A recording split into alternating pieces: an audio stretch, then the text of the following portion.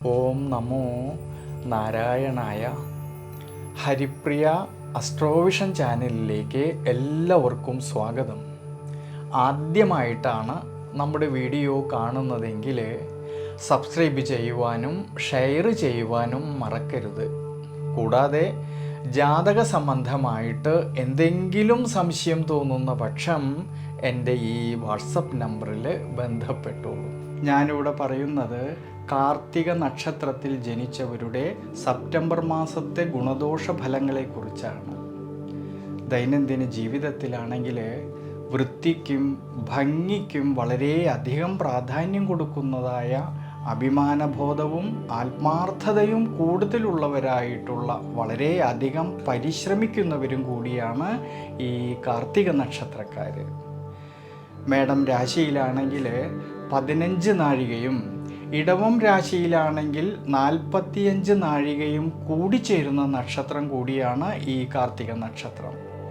അതിൽ മേടം രാശിയിൽ ജനിച്ചവരായിട്ടുള്ള കാർത്തിക നക്ഷത്രക്കാരിൽ ഈ സെപ്റ്റംബർ മാസത്തിൽ വളരെയധികം ശുഭാപ്തി വിശ്വാസത്തോടു കൂടിയിട്ടും ഈശ്വരാനുഗ്രഹത്തോടു കൂടിയിട്ടും മുന്നോട്ട് പോകുന്ന പക്ഷം ധാരാളമായിട്ടുള്ള ഗുണാനുഭവങ്ങൾക്ക് സാധ്യത കാണുന്നതായിട്ടൊരു സമയമാണ്. ദൈനംദിന ജീവിതത്തിലും ആരോഗ്യപരമായിട്ടുള്ള കാര്യങ്ങളിലും അഭിവൃദ്ധിക്കും ശ്രേയസ്സിനും സാധ്യത കാണുന്നുണ്ടെങ്കിലും പ്രത്യേകം ശ്രദ്ധിക്കേണ്ടത് സെപ്റ്റംബർ മാസം 17-ാം തീയതിക്ക് ശേഷം ജീവിതാനുഷ്ഠാനങ്ങളും ഭക്ഷണ ക്രമീകരണങ്ങളിലും കുറച്ചൊക്കെ ശ്രദ്ധ വേണ്ടുന്നതായിട്ടുള്ളൊരു സമയമാണ്.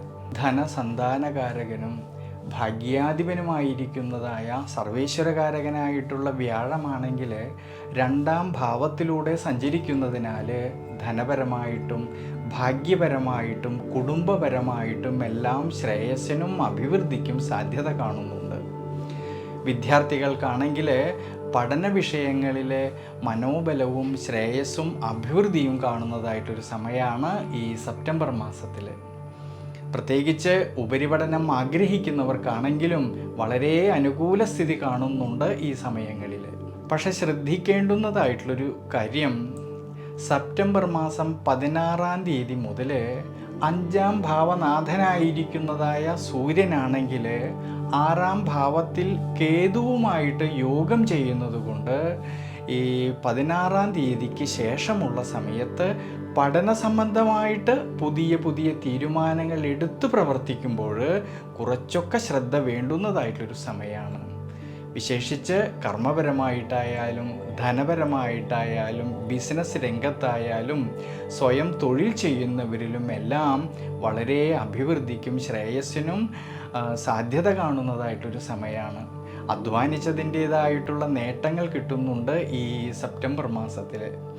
ഔദ്യോഗിക മേഖലകളിൽ പ്രവർത്തിക്കുന്നവർക്കാണെങ്കിലും തൊഴിൽ അന്വേഷിക്കുന്നവർക്കാണെങ്കിലും വളരെ അനുകൂല സ്ഥിതി കാണുന്നതായിട്ടൊരു സമയമാണ്. ഭാര്യാഭർത്തൃ ബന്ധങ്ങളിലായാലും കുടുംബജീവിതത്തിലായാലും അഭിവൃദ്ധിക്കും മനസ്സന്തോഷത്തിനുമെല്ലാം സാധ്യത കാണുന്നുണ്ട് ഈ സമയങ്ങളിൽ. അതുകൊണ്ട് മേടം രാശിയിൽ ജനിച്ചവരായിട്ടുള്ള കാർത്തിക നക്ഷത്രക്കാരിൽ പ്രത്യേകിച്ച് ദേവീക്ഷേത്രത്തിൽ അഷ്ടോത്തര മന്ത്രം കൊണ്ട് ഭഗവതിക്ക് അർച്ചന ചെയ്യുന്നതും ഭാഗ്യസൂക്തം അർച്ചന ചെയ്ത് പ്രാർത്ഥിക്കുന്നതും വളരെ വിശേഷമായിട്ട് പറയുന്നുണ്ട്.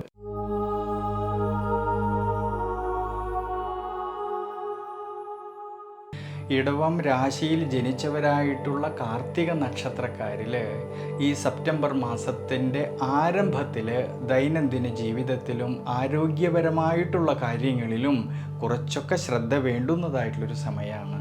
എന്നാലോ സെപ്റ്റംബർ മാസം 18-ാം തീയതി മുതൽ ജന്മരാശ്യാധിപനായിരിക്കുന്ന ശുക്രന് സ്വക്ഷേത്ര ബലവും ജന്മരാശിയിലാണെങ്കിൽ സർവേശ്വരകാരകനായിട്ടുള്ള വ്യാഴം നിൽക്കുന്നത് കൊണ്ട് സെപ്റ്റംബർ മാസം 18-ാം തീയതിക്ക് ശേഷം ദൈനംദിന ജീവിതത്തിലും ആരോഗ്യപരമായിട്ടുള്ള കാര്യങ്ങളിലും എല്ലാം ധാരാളമായിട്ടുള്ള ഗുണാനുഭവങ്ങൾക്ക് സാധ്യത കാണുന്നുണ്ട്. പ്രത്യേകിച്ച് കർമ്മസംബന്ധമായിട്ടും സ്വയം തൊഴിൽ ചെയ്യുന്നവരിലും ബിസിനസ് മേഖലകളിൽ പ്രവർത്തിക്കുന്നവരിലും അവർ അധ്വാനിച്ചതിൻ്റേതായിട്ടുള്ള നേട്ടങ്ങൾ കിട്ടുന്നതായിട്ടുള്ളൊരു സമയമാണ്. ഔദ്യോഗിക മേഖലകളിൽ പ്രവർത്തിക്കുന്നവർക്കാണെങ്കിലും വളരെ അനുകൂല സ്ഥിതി കാണുന്നതായിട്ടൊരു സമയമാണ് ഈ സെപ്റ്റംബർ മാസത്തിൽ.